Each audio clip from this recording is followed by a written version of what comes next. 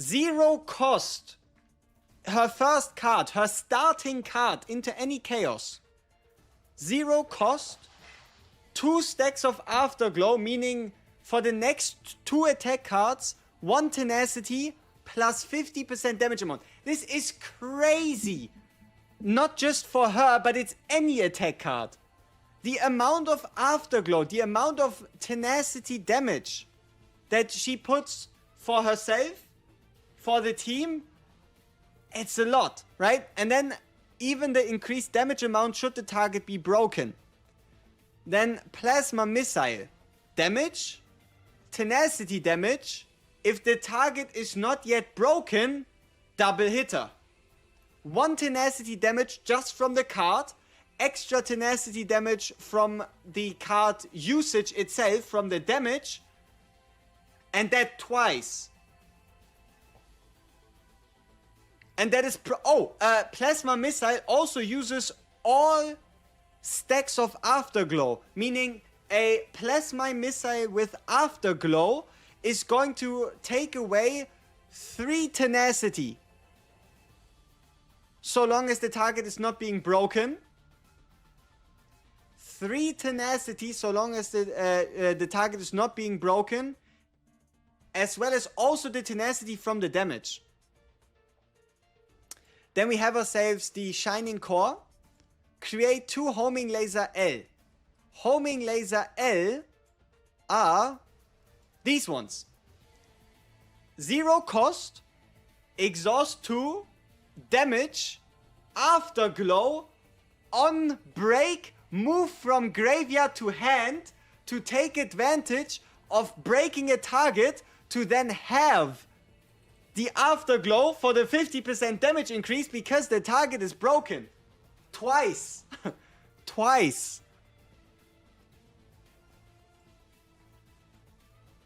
Then we have this card, which is probably one of your biggest targets, right? One of your biggest targets to be chosen to Epiphany. And that is, you get 120% damage times 4 to random enemies, 1 tenacity damage for each hit, meaning at minimum 4 tenacity to potentially 1 target. But we've already seen in Epiphany, or I think even 2, that reduce these costs. Then the final card, Pale Shooting Laser, 150% damage.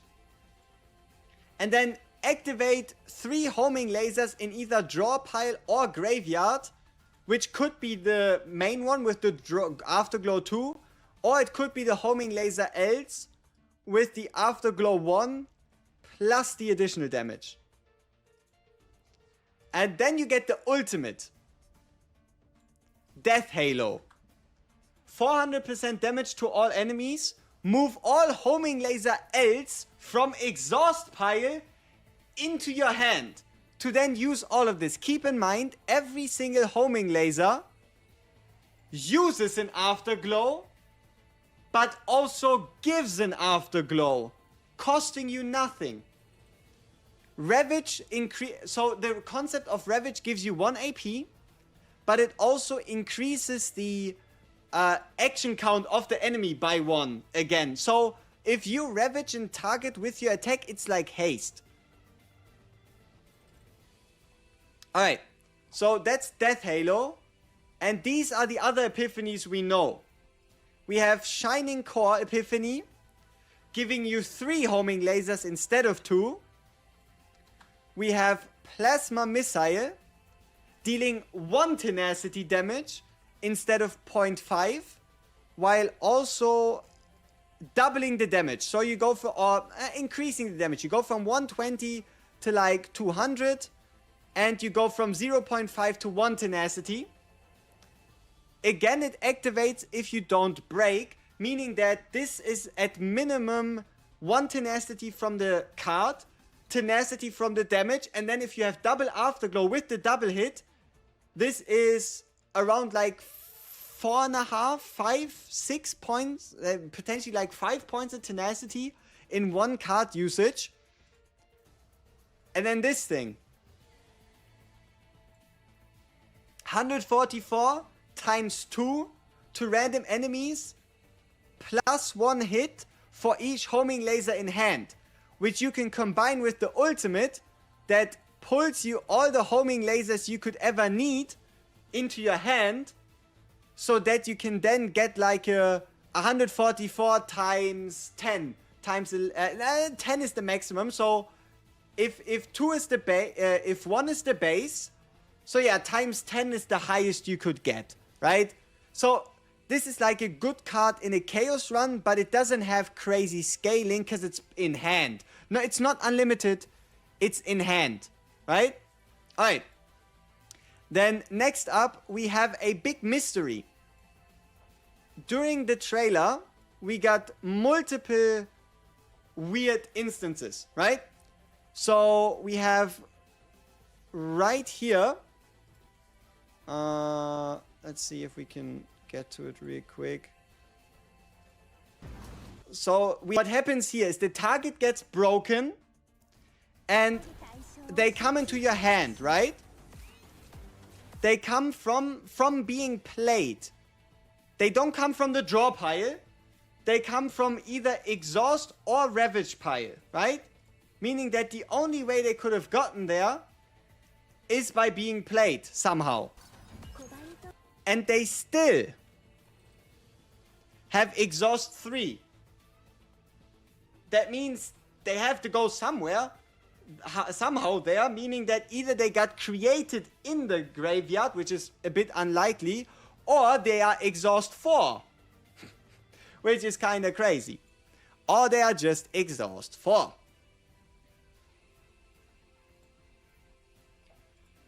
Yep, so that is the exhaust 3 homing laser next to the exhaust 2 homing laser, which we are not quite sure of yet why, right? And then this Epiphany right here is a beauty. Look at this. 204% damage times 4 to random enemies. Create a homing laser L for each hit at 0 cost. With the 2 cost reduction, because none of the other cards are reduced. Right? None of these other cards are reduced, meaning it has to be the 2 cost reduction, because otherwise one of these cards, one of the other cards would have the reduction. So it should be the 2 cost reduction from the Shizuru inhibit, meaning this card goes from a 3 to a 2 cost, making it more realistic. And then for the rest, let's just quickly go through this post right here. So once again, afterglow is the buff you give yourself that increases damage by 50% plus 50 to ravage targets for any attack card, while also increasing the tenacity damage dealt by 1, yeah, 1 extra tenacity. The homing lasers are the cards that she places at 0 cost card, and if you break the target, they come back. And then now these points use homing laser as much as possible, right? Because the more you use, the more come back once you break the enemy. And then you also gain 1 AP from breaking the enemy, which would then allow you to play more expensive cards, making her an AP generator. And then here, point 2, as Sereniel specializes in deck cycling to gain AP through Ravage, it is recommended to form a team that enhances defensive performance, because she at least already is a bit of a support. Right? And yes, all homing lasers seem to be 0 cost. Now, these are the team synergies recommended by the official post, right?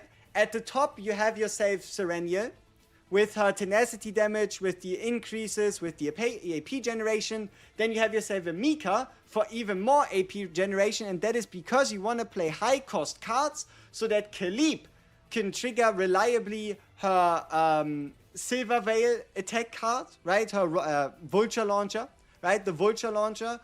Yeah. She herself also has multiple sources of tenacity cards in her kit, allowing her to do even more tenacity damage or ravage damage. Both of these units are instinct units. They can both use the new instinct set, giving you plus 50% damage against broken targets. The plus 50% damage against broken targets works for her homing lasers that get from the afterglow the plus 50, meaning that all the homing lasers actually get plus 100 for when the target is broken. Holy shit. Holy shit.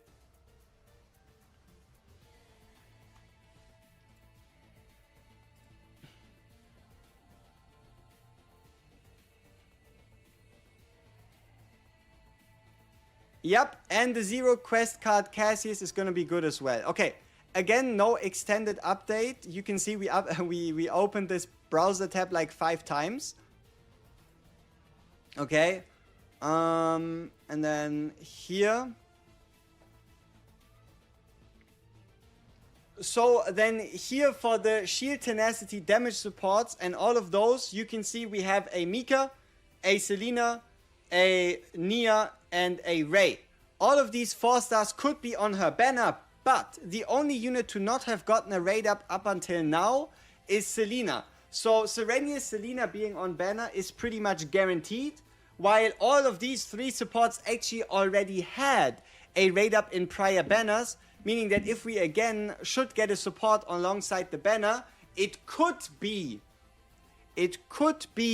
Cassius. It could be Cassius, because out of all of these supports, they got their banner already. Cassius hasn't yet, meaning Cassius, Hopium, Copium, until they confirm the banner, is still real. Owen is not, but Owen is a striker, right? Maribel should be a tank, right? Cassius getting nerfed though, Season 2, February. And you don't even know if he's getting nerfed. Maybe. Where's the new Forster unit, man? She might still be on the banner. Tiny chance.